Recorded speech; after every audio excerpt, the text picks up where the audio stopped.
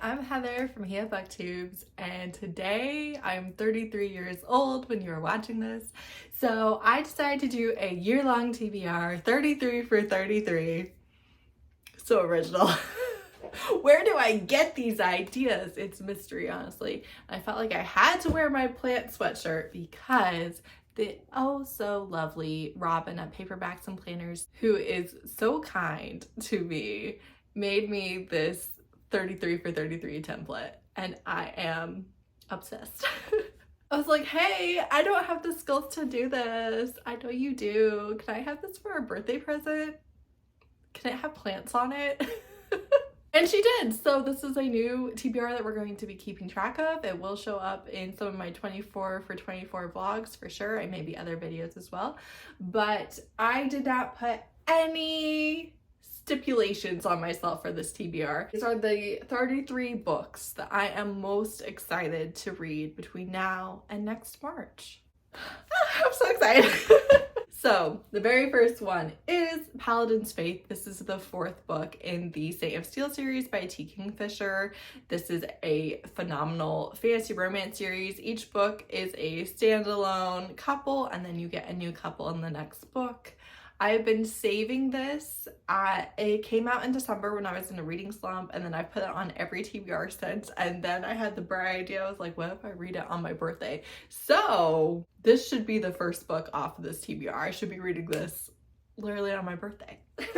Starting 33 off with a big. This is so funny and sweet. It has older main characters, and it's just delightful writing if you like fantasy romance, even if you don't really like fantasy romance, but you just want a good book.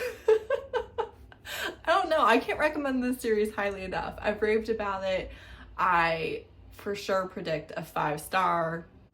If I don't adore this book, I will be shocked. It will be a devastating loss.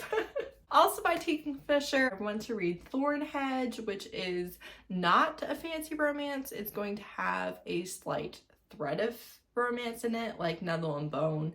The Paladin series is much heavier on the romance, but I do enjoy Kingfisher's writing so much. I like what they do with fairy tales, and this is their most recent one, and I want to read it at some point in the next year for sure. Then, number 3, I have Hero, which is Kindled number 4, maybe 3, not sure, by Claire Kent. This is her dystopian romance series that I am obsessed with. I just love Claire Kent's writing. I love it. All of her books have been 5 or 4 stars for me, mostly 5 stars. So I have Hero, Citadel, Sanctuary, and Homestead is coming out this year. And then there's one more book coming out this year in that series, which I don't have on this TBR because I want to catch up on the series, but then I'm okay if I have one like in my back pocket for a rainy day, you know? So I want to catch up and read one of the new releases. These again are standalone romances, so each book is about a different couple, but you get to see a lot of the characters in each other's books. And is a dystopian series that I think works really well. It's if a meteor hit the earth and destroyed all of our infrastructure basically, and you know, it's just people trying to survive. It had some of that bleakness, but it's not so heavy and so dark and so like anxiety inducing that it's not a fun read. Then I have some anticipated releases that are coming out between now and me turning 34. First one is Do Me a Favor by Cathy Yardley. I don't know if this is connected to role-playing or not. I do already have the arc from NetGalley. I love Cathy Yardley's writing. Role-playing is easily just one of my most favorite romances of all time, between the representation of being an introvert and the representation of finding out that you are demisexual later in life. I just adore these characters. I would give my life for them. I just love them. So again, like if this is anything less than a 5-star, a devastating loss. And I have A Witch's Guide to Magical Innkeeping by Sangu Mandanna. This is another secret society world basically. Very excited about it. can't wait to read it again. Her writing was so immaculate in that first one that I can't imagine not enjoying this one as well. And I have 3 Kristen Ashley releases for 2024. Avenging Angel, which is the Rock Chick 2nd gen series. Embracing the Change, which is the next books in the River Rain series, and The Woman by the Lake, which is the next book in the Misted Pine series, which is more romantic thriller than romantic suspense like a lot of her other books are. So those are her releases that she has coming up, and I will be reading on release day, basically. Then this actually is coming out, or came out, what is today? Wednesday. This came out yesterday when I'm filming this, but The Lore of the Wilds, who is this by? I don't know her name. I did not do comprehensive notes for this list. I just listed the title and that was it. Anyways, Sabrina? This is the first book in a series. It is Black Fae and a human or half human or something, and she's going to try and get into a magical library that like kills Fae. But since she's human, they're hoping she can get in there and get what they need. And it is a love triangle. I had this on hold at the library and I plan on reading it as soon as I get it. I don't want to send it back because I think the wait is going to be ridiculously long. It's in Target and it's a debut book. So her publisher is pushing it. Then I have, what? Oh, The Next Best Fling. I don't know who this is by either. Get your act together, Heather. You really should have done better. By Gabriela Gomez. Probably. This is Librarians in Love. Already sold. But she is in love with her best friend, and then this guy is maybe her best friend's brother, but she doesn't know him, his older brother, and he is in love with the bride, and they're at the wedding and she stops him from confessing love, and then they pretend to fake date and then they fall in love for real. Dana, I can't think of any of her social media names. She actually works for this publisher and she's like particularly excited about this one, which I was already really excited for it before that, but because she is like so in love with it, having already read it, I'm even more excited about it. It just sounds so good. Then I have something, The Poisons We Drink by Bethany Baptiste. This is a YA fantasy with a romance subplot, at least if not fully fantasy romance, and it's about politics and revolution and love potions and poisons and, you know, taking people out and how far is too far / not far enough. I'm excited to read it. I should be getting it from the library in March, maybe. The date did get pushed back to later March because of printing issues, so we'll see when I get to it, but for sure while I'm 33. Then I have Cubs and Campfires. I don't know who this is by. I've never read from this author. By Dylan Drake. I believe that this is Own Voices, male romance, and so one guy is going to be like a campground host type thing, and the other guy is going to be a wilderness enthusiast and musician, and they are camping by each other. And I was particularly interested in this one because it is a sweet and spicy romance about chunky men. I want more fat men in romance. I do. I just think that it's one of those things where you can't talk about body positivity for femme presenting people and then ignore it when it comes to traditionally masculine bodies. Like, I'm so passionate about this. It bugs me so much that we just lack body diversity when it comes to heroes. And I'm very hopeful that this will give me everything that I want, even though I've never read the author before. By the way, on that note, any of these can be DNFs and they count. Remember that. Next, I have Masquerade, who I don't know who it's by. This is, I actually already have a arc for this one. Masquerade by Sangu. This is a fantasy romance that is Hades and Persephone and reimagined 15th century West Africa. And that just sounds so good. Sign me up every time. You mean she's abducted? What do you mean she was kidnapped by a warrior king and chosen to be his wife? What do you mean? You can't tell me. That's not gonna be good. I don't believe you. And again, I have the arc. It doesn't come out till July though, and I want to read it closer to it coming out for my people. Okay, that was, ooh, I almost skipped way ahead. Good job, Heather, on catching that. All right, next I have Heartstone. Do I know who this is by? Come on, guys. You're such jokesters. What the actual heck? This is by Catherine White. This is Pride and Prejudice with Dragons, and Mara at Books Like Will has had this on my radar for literal years, and I have just decided that it's do or die time. It's either getting read or DNF'd between now and next March. So help me God. Right? Like, it needs to happen. It has a lot of the exact beats of Pride and Prejudice, but it has so much addition with the dragons that made it sound like something I would particularly like, because I don't always like reading retellings where it's literally beat for beat and you know exactly everything that's going to happen in that book. So yeah, I've wanted to read it for forever. I'm gonna. So that means that we're done with the 2024 releases, by the way.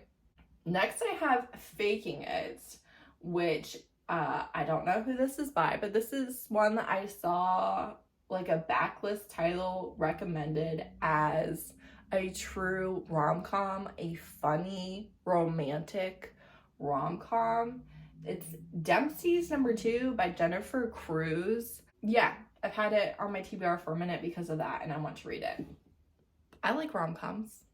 Maybe. I get a lot of secondhand embarrassment when it comes to rom-coms, so, you know, it depends on the humor. It depends on if I'm laughing or feeling embarrassed. I don't want to feel embarrassed. I want to be amused. Next I have The Dare by Harley LaRue. I actually bought this because it finally went back on Amazon on ebook. This is kinky. Why choose? She was their high school bully and now they're gonna make her pay sexually. I just want to know what I think. I did DNF their Demon series, which is also wildly popular and I thought was not that good. So we're gonna see how I feel about this. It is like a prequel novella to some full-length books, so if I like this, maybe I'll read those. And I have Their Vicious Games. I don't know who this is by. Why would I? So silly. You say the funniest things. By Joelle Wellington. This is Hunger Games-esque, Bride Games-esque. Like, she's fighting to be the last one standing to marry into this family, and she's like one of or the only Black girl at her high school. I think this takes place in high school and it's like run by the elites, and I just think that it's going to have a lot of the Hunger Games commentary. I've heard really good things. I might save it for Blackoween, to be honest, but also, well, no, I won't tell that because I don't know if that's public information. Never mind. I mean, Brie did say it publicly, but I'm not gonna, you know, that's fine. If you want to know what I'm talking about, scour Brie's channel for the only recent live show that she's done. Where was I? It is YA though. I don't know if I said that. Then I have Forget Me Not. I think this is by Julie Soto. I want to read this because of Izzy at Happy for Now. She really loved this book. It is a... What is that ship called? The Star Wars one. I don't know. I can't remember. Reylo. It is Reylo fanfiction turned published romance. But she loved it so much, and because of that, I just want to give it a try. That's all I've got for you. Then I have The Forgotten Beast of Eld. Do I know who this is by? No. I actually have this from the library right now. So this should also be read or DNF'd super duper soon. By Patricia A. McKillop, which I want to say is maybe a author name that I've seen recommended for fans of Tamora Pierce or Patricia C. Reed. So I got this from Sarah at Sarah and Evermotion, something like that. I'm sorry, I can't remember their channel name. But they said that this is like old school fantasy romance, one of the forerunners of the genre, and just excellent. And really sold me on it. I'd never heard of it, I don't think, and I just want to pick it up. Do I know anything about it? No, it's old school fantasy romance. Let me live. I'll be reading that super soon. Now we move into, that was book 22. The rest, 11, I can math. The rest of this is just 2 series, and they're both rereads, kind of. So this will be quick. For 23 through 27, I want to reread the Folk of the Air trilogy and then read for the first time both books in the Prisoner's duet. Does that sound right? The Stolen Air duology. So the second book in that duology is coming out March 5th, so this week. And my actual local library has all of these books, not the new one, obviously, but I think they're gonna get it physically. And I have been really thinking about rereading The Folk of the Air a lot. A lot. I see so much fan art. It's one of those like big fandoms where you get so much cool like fan art and cosplays and just people doing stuff with it that you can find that is really fun. That is one thing I don't always love about liking more obscure books, is you don't get as much of the fun perks of a giant fandom, although fandoms can really be the worst. But I want to read all 5 of those books. I'm thinking about doing a vlog of it. Let me know. I just love it. I love it. It's so vicious. I love Jude being like a mastermind and all, like, that's my jam. I love these things. So I'm very excited to reread / read that. And then 28 through 33 is The Thief. The Queen's Thief series by Megan Whalen Turner. I'm so excited to do a read along for this. It's going to go from September to February of next year, which, if you are keeping track, means that I will read the final book again before I turn 34, so it can be 33 for 33. I am so excited. This is one of my all-time favorite series. I last reread it in 2020 when the final book finally came out. This is one of my favorite romances of all times, even though it covers multiple different romances. And it's the type of romance where like you are desperate for like that hand brush, that shared glance across the room, the like smallest, tiniest indication of anything. And you live for it. Like you are just, it's crumbs, and yet it is the best you'll ever have. This is my all-time favorite enemies to lovers story. It has several disabled protagonists. It follows different viewpoints in every book, which I think some people are really frustrated by. I just find that so interesting, with the reveals at the end of every book of what was actually happening behind the scenes and who knew what and who did what on purpose. Just all of these things I find to be delightful. It has some amazing quotes in this series, and I am wildly excited not only to do the read along for it, but also to do standalone reviews of every single one of these books. Again, it is one of those series that I absolutely adore, and I want to talk spoilers. That's all I want to talk about when I am talking about. I want to talk spoilers, and you can't just do that in a random wrap-up or a random vlog or recommendation video. And so because of that, I really want to make some spoiler-filled content for it. And the third book is my all-time favorite. So that's it. Those are the books that I'm most excited to read in the next 365 days.